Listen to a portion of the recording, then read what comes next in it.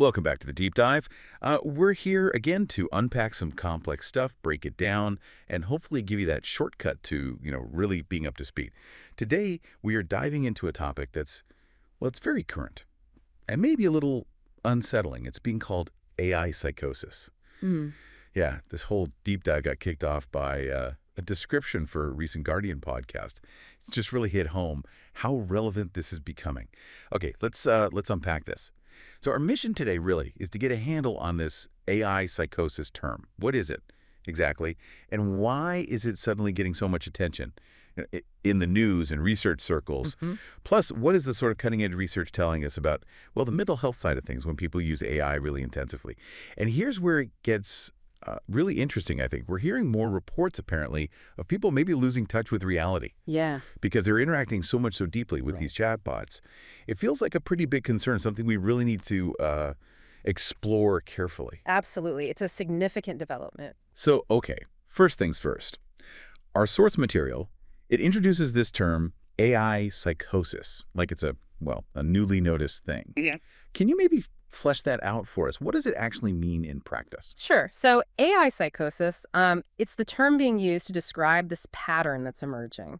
Individuals are reporting experiences that sound a lot like delusions. Delusions. Yes, delusions.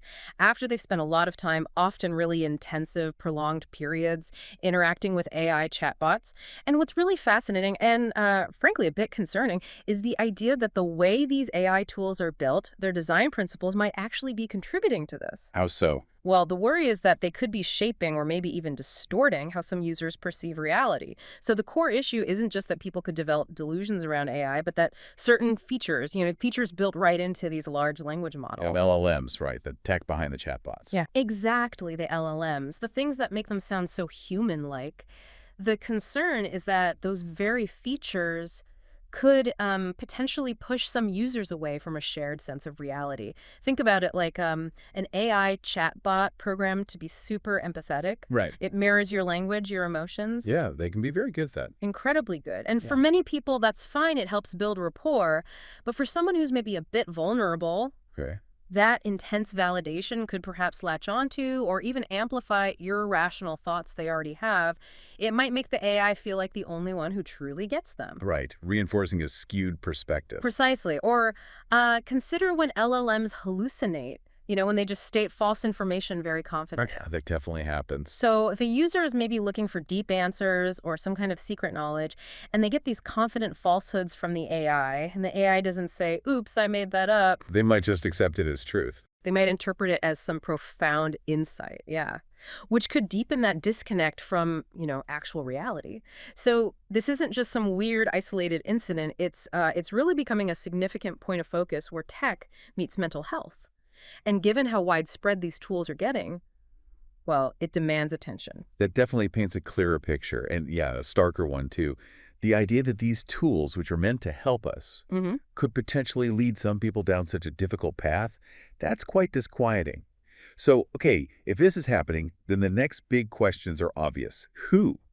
Who is most likely to be affected by this? Right. And why? Why do these specific interactions cause these outcomes for some people? Our source mentions Dr. Hamilton Morren, a psychiatrist, a researcher at King's College London. Yes, Dr. Morren. He seems to be a key person looking into exactly this, which sounds like vital work. Can you tell us a bit more about what his research involves, especially on the risk factors? Absolutely. Dr. Morren's work is really foundational here. He's got a recent preprint out. It was mentioned in the source material that digs right into this. Who seems to be most at risk for these AI-related delusions. And even though it's preliminary, the findings are starting to give us some, crucial insights. For instance, the research seems to suggest that individuals who already have certain mental health vulnerabilities, maybe certain personality disorders, for example, Right. or people who are dealing with significant social isolation, loneliness, they might be more susceptible. That makes intuitive sense, I suppose. Seeking connection, maybe? Exactly. And it's not just pre-existing conditions. It seems specific patterns of interaction also increase the risk. Morren's observations suggest users who are consistently going to the chatbot for, say, deep emotional validation or intense companionship. Like a primary relationship. Almost, yeah. Or seeking some kind of exclusive personal truth from the AI. those users tend to show up as higher risk. They might see the AI as this perfect, non-critical listener, always available.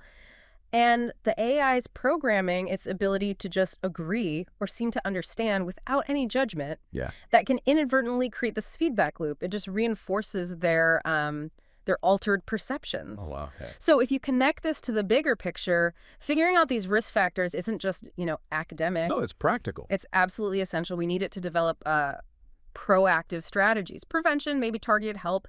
We need to spot the signs early to protect people, especially as AI gets woven even deeper, sometimes quite intimately, into our lives.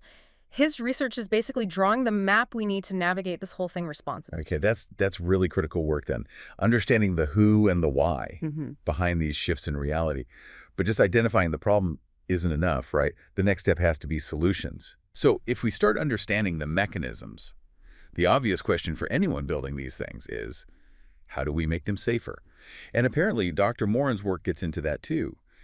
What is his research suggesting about designing AI models to, well, reduce these risks?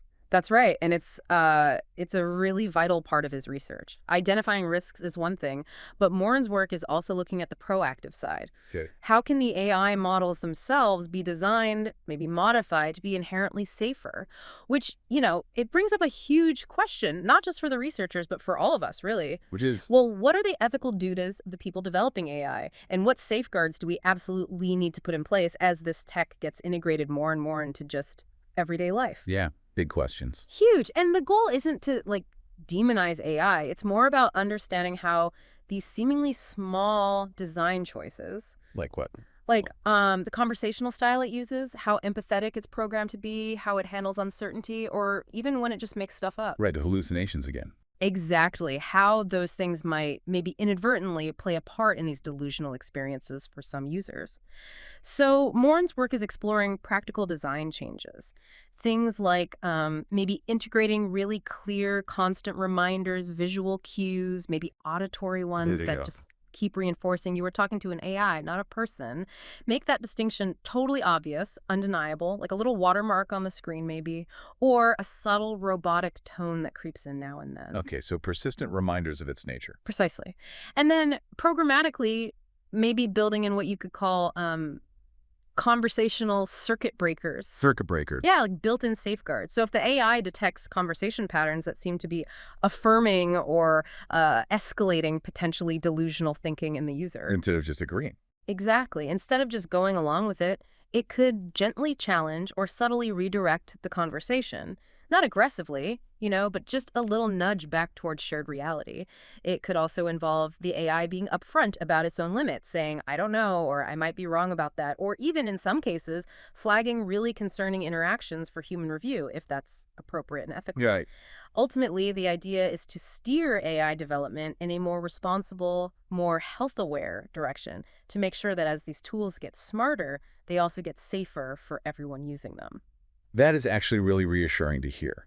That the research isn't just saying, here's a problem, but it's actively trying to map out how to build things better. Building in that resilience yet, not just reacting after harm happens. Exactly. It's about proactive safety. Okay, so let's bring this back to, you listening right now. You might be thinking, okay, this is pretty heavy stuff, but I don't spend hours talking to chatbots.